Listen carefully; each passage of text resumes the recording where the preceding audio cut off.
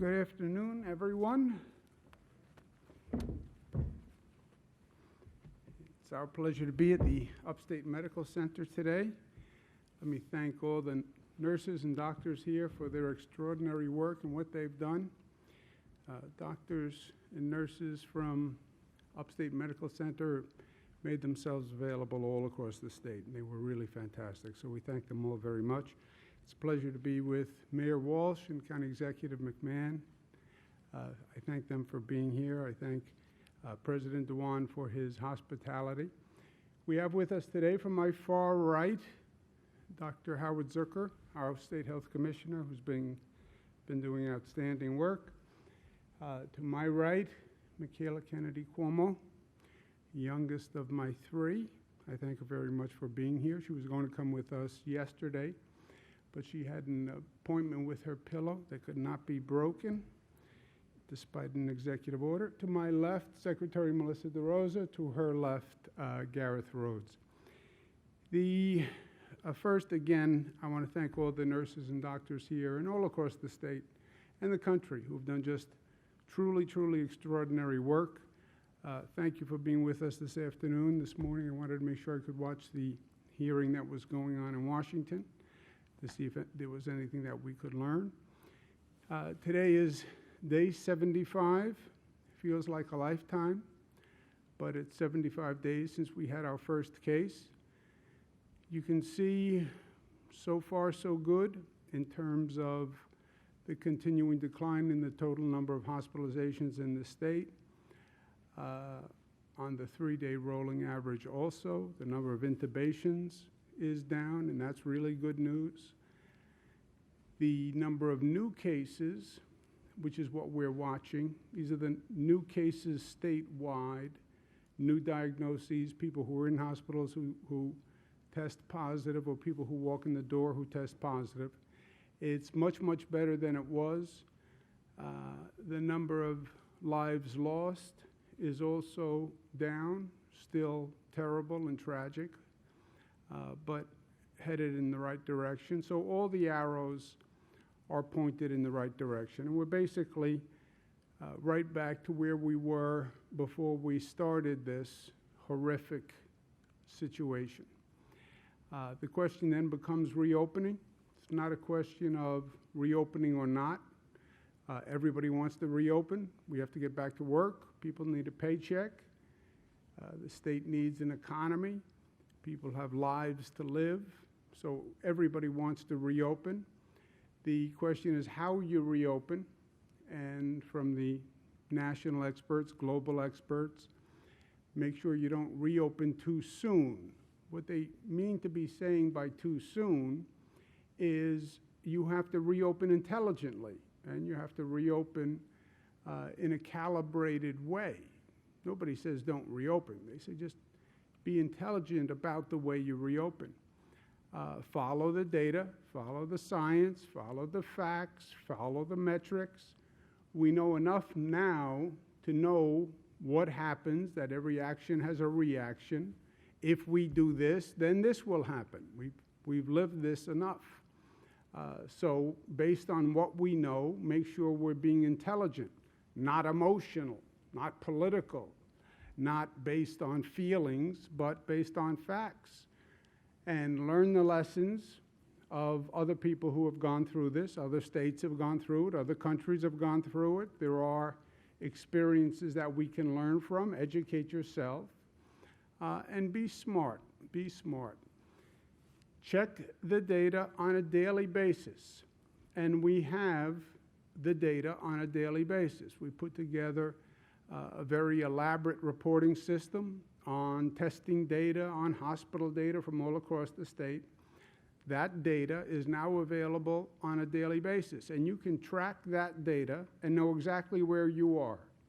It's like taking your blood pressure every morning. It's like getting your cholesterol count every morning. You can know exactly where you are every morning. And not just for the elected officials, not just for government. This is all about what people do. This is about what citizens do. And what the elected officials are trying to do, what I'm trying to do, is to inform the citizens so they can better protect themselves. And they know what decisions they should make. And that's why all the information we're accumulating, we're making it in a very transparent way. And I hope people get up in the morning, they have their cup of coffee, and they go online to find out where their county is, how are they doing, and calibrate their behavior that way. The state has developed a very elaborate dashboard of relevant local information. They told me they were designing a dashboard. I got very excited about it. I sent them a picture of what I think is one of the really iconic dashboards, 1967 Corvette, arguably the most beautiful dashboard. I said they should consider that design when they were doing a state dashboard. They came back with this design. It's a New York State dashboard. How it in any way mirrors a dashboard from a 1967 Corvette, I have no idea, but how can government be expected to have the same artistic design that we had 50 years ago? So here's the state dashboard.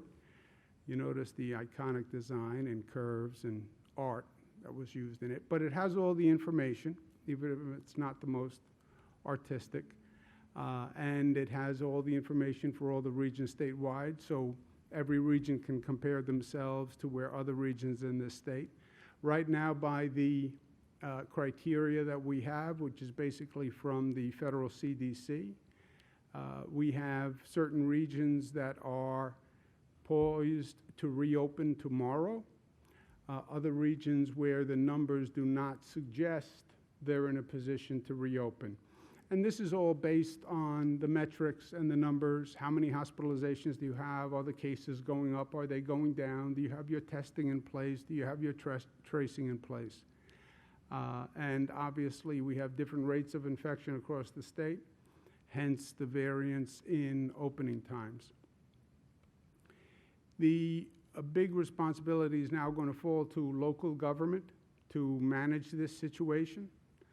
My advice to local governments are, in terms of priority, daily monitoring of numbers.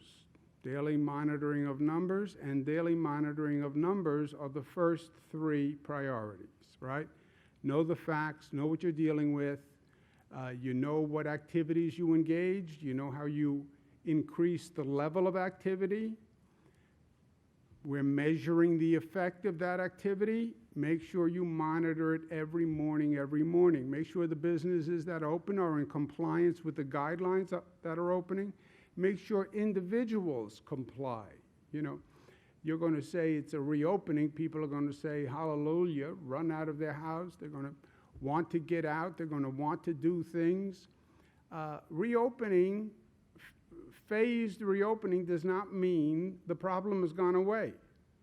It means we have controlled the problem because of what we did and because of our individual responsibility and individual actions. And that has to be maintained. And I would urge local governments to be diligent about the business compliance and about individual compliance. And then if you see a change in those numbers, react immediately. React immediately. If you allow this virus to get ahead of us, we will have a problem. So we'll have the data, react immediately. At the same time, the states need help from the federal government, and that's a topic that's being discussed now. Washington must act. It must be smart. It must be fast. New York State is a $61 billion hole. When you shut down the economy, you obviously create an economic hole for the state. Well, what does the state fund? The state funds local governments, funds schools, funds healthcare. If the state has no budget, then schools get cut, hospitals get cut, local governments get cut. If local governments get cut, then you cut police and firefighters. Why would you ever want to cut essential frontline personnel at this time? Makes no sense. Washington has already acted. They've done a lot of business incentives. Great. But We need our healthcare institutions, we need our schools, we need our police and firefighters funded. I spoke with President Trump this morning. We spoke again about the state funding issues. He heard me out. I've also asked him to expedite certain payments, and he's expediting a $3.9 billion payment to the MTA, which is a very large transportation agency in the state, which desperately needs funding because the ridership is way down. And the president cut red tape and actually sent the first installment today. So I'm grateful for that, and I thank him. The House, meantime, has proposed a bill. The bill does a lot of good. It funds state and local aid, $500 billion, to make up for those shortfalls. It funds testing. Everybody talks about testing, tracing. Those operations have to be put in place, and New York State will wind up hiring thousands of tracers. We need funding to do that. I understand it's our obligation. States are in charge, governors are in charge, but we need help with funding. And the House bill repeals the SALT tax change that was made in Washington about 3 years ago. And that tax change that they made cost New York State billions. The House bill repeals that change, which is a significant benefit to this state. And ironically, the states that were most hurt by SALT are the states that have the most pain from the COVID virus. So repealing SALT actually is, in my opinion, the best thing you can do to help the states that are now battling the COVID virus. In New York State, the SALT repeal increased our taxes $12 to $15 billion, just New York State. We now pay $12 to $15 billion more every year to the federal government, believe it or not. So that would be a major boost. But Washington has to act, no delay, no special interests getting priority or special treatment here. And when we're doing these corporate bailouts, make sure we don't make the mistake we made in 2008, where we gave corporations large bailouts and the corporations took the money and paid themselves with the money. I was Attorney General at the time. I brought cases against corporations that took the bailout and gave themselves all a pay raise. Why should the American taxpayers now bail out corporations unless they're going to rehire workers? I'm afraid you're going to see corporations that will not hire back the same number of employees. They're going to use this pandemic as a way to restructure or get lean. If a corporation is going to take government money, they should rehire the same number of workers they had before. I did an op-ed in the Washington Post to that effect. But I believe that should be a condition across the board. Any corporation that gets money from the government, from the people, should hire back the same number of workers. If you want to lay off workers, don't expect the taxpayer to subsidize you laying off workers.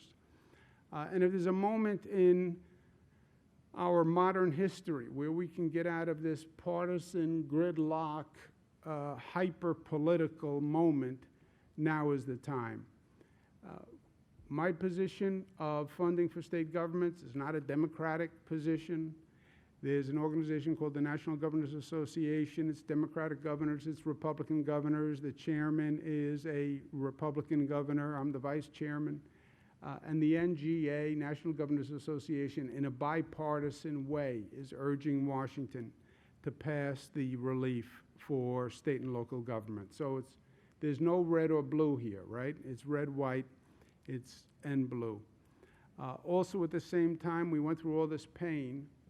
People talk about reopening. I want to set the bar higher. It's not about just going back to where we were. Let's use this as a moment to grow and to get better. Let's learn from the pain that we went through. And I talk about reimagining New York, and let's use this as a moment to reimagine our education system, our telecommuting, our telemedicine, a better public transportation system, a better public health system. and take this experience and grow from it, right? Life will knock you on your rear end. That's true. But do you get up, and do you get up smarter? And that's the moment we're at. One of the lessons we learned, and I was speaking about it in the hearing today, we should never again be in the position where we don't have medical equipment, where we're facing a pandemic, we're facing a major public health issue, and we don't even have basic equipment for nurses and doctors. And so much of it came from China, and governors such as myself are trying to figure out who do we know in China to get masks for nurses in our hospitals. I mean, it was terrible what we went through. It's a matter of national security. And I want to make sure that we in New York are actually leading the way. Let us start manufacturing here in this country, in this state, masks and gowns and drugs and the ventilators and the tests we need. And let New York start, and we already have. But we should never again as a nation have to scramble the way we scrambled. We are now aggressively courting businesses, incentivizing businesses to build, to manufacture medical equipment here in this state. And the state will partner with corporations to do that. So if you want to start, grow your business, expand your business, manufacturing masks and gowns is not the most difficult situation technologically. The volume is the problem, the quantity. But we want to develop that here in this state. And then with this virus, we must remain vigilant because we're still learning. Facts are in many ways still continuing to change on us. And while we're learning, the virus is still learning also. We have a situation that is serious and concerning, which is these COVID-related illnesses in children. Department of Health is now looking at 110 cases of a COVID-related illness in children. It's similar to what they call Kawasaki disease or toxic shock-like syndrome. We've lost a 5-year-old, a 7-year-old, and an 18-year-old girl to this disease. New York State and Department of Health are at the forefront nationally, if not internationally, in looking at this. And the Department of Health, good work of Dr. Zucker, they've had a number of telephone conferences, web conferences. 16 other states now see cases that they're investigating. Once Department of Health explained what they've been looking at. 6 European countries are now looking at the same situation. And I expect this is only going to grow. Parents should beware, and parents should be informed of this. The key is prolonged fever. And then you see on the chart the other symptoms that parents should look for. Also, it tends to present in children who were exposed to the COVID virus and actually now have the antibodies from the COVID virus or still test positive for the COVID virus. So if you have a child who has a fever, who you think may have been exposed to the COVID virus, a person who had the virus or you found out later came down with it, and you see these symptoms, then you should take action. New York State has published today online the first in the nation criteria for healthcare professionals to isolate, define, identify this syndrome, and test for it. But it is very important. Right now we have it affecting children from less than 1 year old, so infants to 21 years old. Okay, that's it. When you look at over the 100 cases, that's the span, which is obviously a very frightening development. There's more information on the website. Last point, point of personal opinion. I'm the governor of the state of New York, and I take that responsibility very seriously. I'm honored to be governor. I work at it 7 days a week, 24 hours a day. But in many ways, before being governor, I am a son, I'm a brother, I'm an uncle, and I'm a father. And as a parent, as a father, I just want to make sure I'm communicating, especially this last situation, to the people of the state and beyond. This virus has been ahead of us every step of the way. I can't tell you how many quote-unquote facts I was told that then changed, right? When the virus started, the virus was coming from China. Everybody was looking at China. Turns out the virus came from Europe, and nobody told us. When this first started, if you had the disease and recovered, you then had antibodies, and you were immune. My brother had the virus, recovered, so he had the antibodies. We were told, well, then you're immune from getting it again. And we had plans to have people who tested for the antibodies, they could go back to work because they were immune.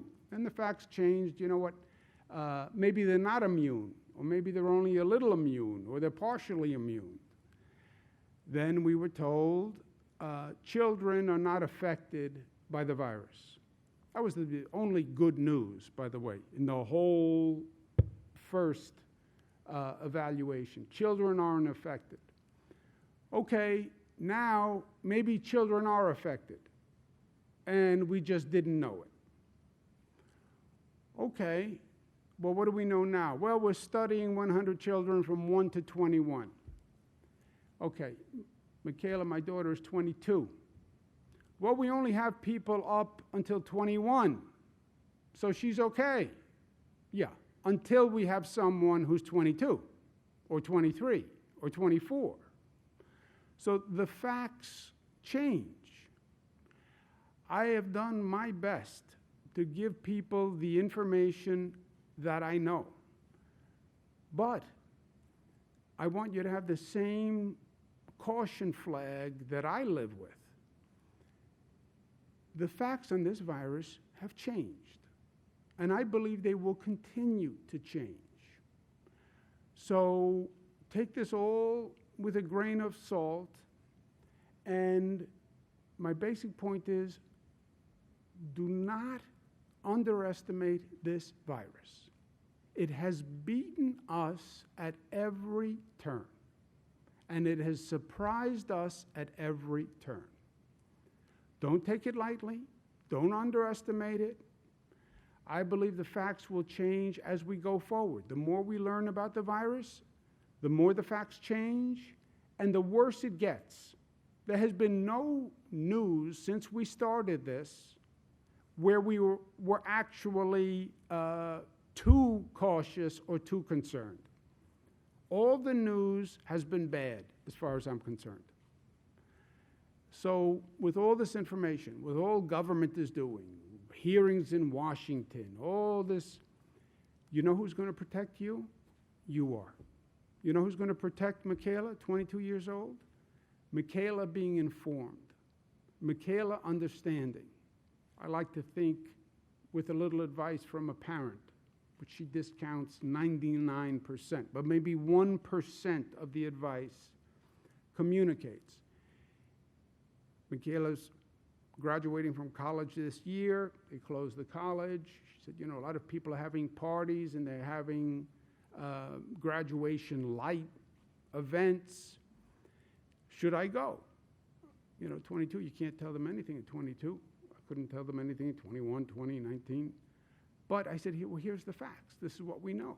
And is it worth the risk to do it?